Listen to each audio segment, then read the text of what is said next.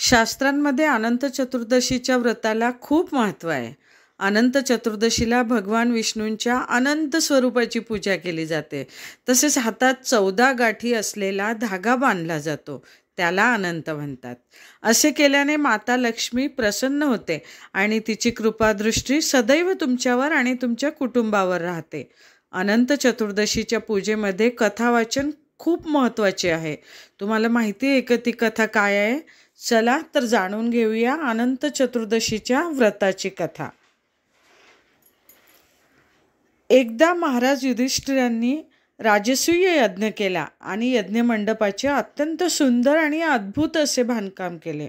त्या मंडपात पाण्याच्या जागी जमीन आणि जमिनीच्या जागी पाण्याचा भ्रम निर्माण केला होता. यामुळे दुर्योधन एका जमिनीला पाणी समजून पाण्याच्या कुंडात पडला. हे पाहून द्रौपदीने त्याची थट्टा केली आणि म्हणाली, अंध मातापित्यांचा मुलगा सुद्धा अंधच असतो. या कटू वचनांमुळे दुर्योधन खूप दुखावला गेला आणि त्याने अपमानाचा बदला घेण्यासाठी युधिष्ठिराला जुगार खेळण्यासाठी बोलवले आणि फसवून पांडवांना 12 वर्ष वनवासात पाठवले. पांडव वनात राहत असताना त्यांना अनंत कष्ट सहन करावे लागले. एके दिवशी भगवान कृष्ण वनात युधिष्ठिराला भेटायला आले.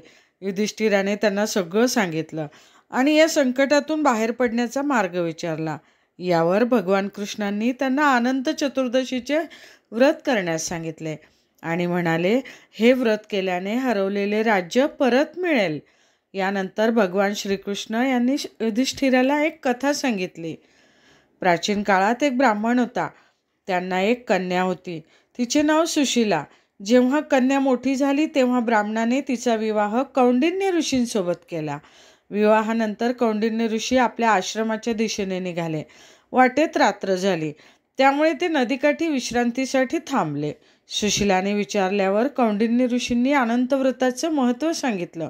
सुशीलानं तिथंच व्रताचं अनुष्ठान करून 14 गाठी असलेला धागा आपल्या हातात बांधला आणि नंतर ती पतीकडे परत आली. कौंडिन्य ऋषींनी सुशीलाच्या हातात बांधलेल्या धाग्याबद्दल विचारले. तेव्हा सुशीलाने जे काही घडले ते सांगितले. सुशीलाच्या बोलण्याने कौंडिन्य ऋषी नाराज झाले आणि तिने बांधलेल्या धाग्याला देखील त्यांनी आगीत टाकले. त्यामुळे अनंत भगवानांचा अपमान झाला, ज्यामुळे कौंडिन्य ऋषींची सर्व संपत्ती नष्ट झाली. धाग्यांना अग्नीत टाकल्यामुळे संपत्ती नष्ट झाली असे कारण सुशीलाने सांगितले. कौंडिन्य ऋषींना याबद्दल खूप पश्चाताप झाला. ते सतत पश्चातापाच्या अग्नीत जळत होते. अखेर कौंडिन्य ऋषींनी अनंत भगवानाच्या शोधात निघाले. त्यांनी खूप भटकंती केली, पण भगवंत काही भेटला नाही. खूप चालल्यामुळे ते थकले होते आणि एके ठिकाणी ते बेशुद्ध झाले. भगवंताला ते पाहवले नाही. त्यांनी कौंडिन्य ऋषींना दर्शन दिले. भगवंत म्हणाले, माझा अपमान केल्यामुळेच तुझी ही अवस्था झाली आहे.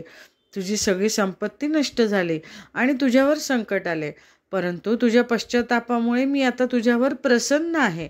आपल्या आश्रमात जा आणि 14 वर्ष विधीपूर्वक माझे हे व्रत कर. यामुळे तुझे सर्व कष्ट दूर होतील. कौंडिन्य ऋषींनी तसेच केले आणि त्याचे सर्व कष्ट दूर झाले. तसेच त्यांना मोक्षप्राप्ती झाली.